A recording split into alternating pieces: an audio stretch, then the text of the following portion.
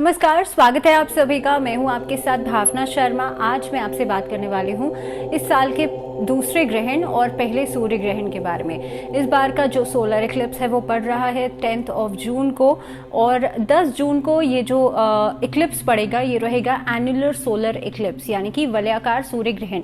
अब वलयाकार सूर्य ग्रहण होता क्या है? इसमें जो चंद्रमा होता है वो पृथ्वी से बहुत दूर चला जाता है, जिसकी वजह से वो सूर्य की रोशनी को ब्लॉक नहीं कर पाता पूरी तरह से। इसीलिए वो एक तरीके से रिंग ऑफ फायर की तरह नजर आता है। और ये एक तरीके का जो रिंग ऑफ फायर होता है ये basically dramatic ring of fire ऐसे कहा जाता है, एक तरीके का इल्यूजन बन जाता है, और वो जो दिखता है वो ऐसे रिंग ऑफ फायर की तरह दिखाई देता है। इसी को हम एन्युलर सोलर इक्लिप्स या वलयाकार सूर्य ग्रहण भी कह सकते हैं। अब ये कहाँ कहाँ दिख रहा है, तो सबसे इम्पोर्टेंट बात यह है कि भारत में दिखाई नहीं देगा।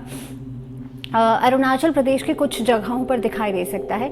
इसके अलावा United states, north eastern United states, eastern Canada, वहाँ पर बहुत ब्रीफ में पार्शियल सोलर इक्लिप्स दिखाई देगा। इसके अलावा नॉर्दर्न ओंटारियो और क्यूबेक में दिखाई देगा, वहाँ पर रिंग ऑफ फायर पूरी तरह से दिखाई देगा। इसके अलावा northern Europe including Spain, Germany, United kingdom में, फ्रांस में दिखाई देगा। तो ये कुछ जगह हैं जहाँ पर जो सोलर इक्लिप्स है, एन्युलर सोलर इक्लिप्स है, वो आपको देखने के लिए मिल सकता है।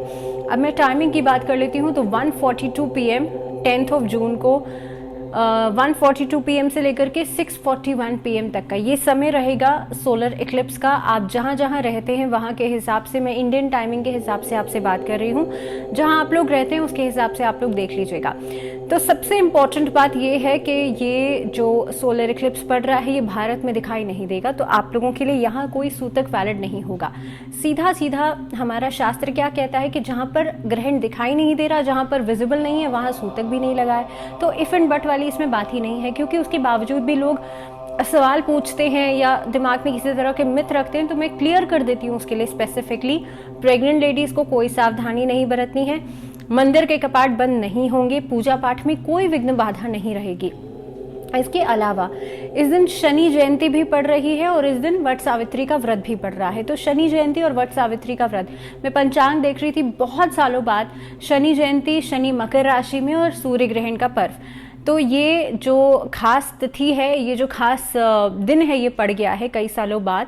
इस दिन का आप लोग एडवांटेज, लाभ ज़रूर उठा सकते हैं। कैसे, वो मैं आपको बताऊंगी, लेकिन उससे पहले हम ये बात कर लेते हैं कि इसका टाइमिंग मैंने आपको बता दिया। इसके अलावा ये कहाँ कहाँ दिखेगा वो भी हमने डिस्कस कर लिया। But the main thing is कि इसमें जो सूतक है वो वहाँ पर नहीं लग रहा है जहाँ पर ये दिखाई नहीं दे रहा है। दूसरी चीज़ ये है कि ग्रहण के समय पर आप लोग क्या कर सकते हैं। तो मेरे हिसाब से ग्रहण एक ऐसा बहुत बढ़िया समय होता है जिसमें कि आप कनेक्शन जोड़ सकते हैं ईश्वर के साथ, यूनिवर्स के साथ। हम डेली शायद हम एक तरीके से लॉ ऑफ अट्रैक्शन की बात करते हैं, अफर्मेशंस को हम फॉलो करते हैं। तो ये सबसे अच्छा मौका है आपके लिए कि आप अपना सीधा सीधा कनेक्शन जो है वो ईश्वर के साथ जोड़ सकते हैं।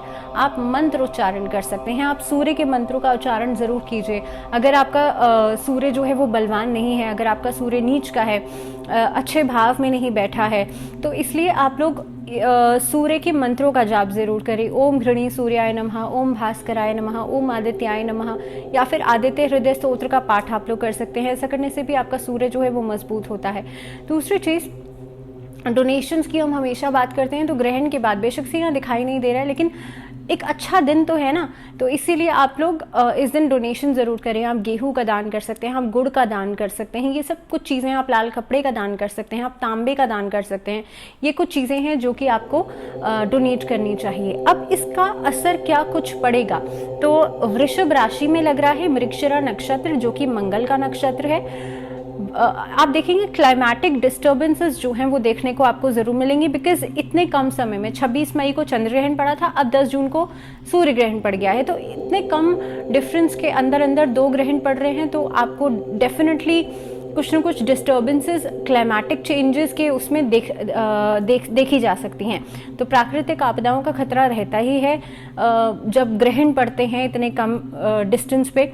दूसरी चीज़ ये है कि सूर्य ग्रहण है, तो किसी राजनेता की, किसी बड़े अभिनेता की उनकी डेथ की खबरें या फिर उनके बीमार होने की खबरें जो हैं आपको इन अ मंथ और 2 आपको ज़रूर मिल सकती हैं। तो इस तरह की जो सिचुएशंस है वो बनेंगी इस ग्रहण के प्रभाव से। बाकी हम राशि के अकॉर्डिंगली भी बात करेंगे, इसका क्या प्रभाव आप सबकी राशियों के ऊपर पड़ेगा। लेकिन फ़िलहाल इस वीडियो में इतना ही। आई थिंक मैंने सब कुछ कवर कर लिया है। अगर कुछ बचेगा so I cover it up in the next video. So फिलहाल के लिए इतना ही। मुझे दीजिए इजाज़त, लेकिन आप लोग जुड़े रहिए इस चैनल के साथ। नमस्कार।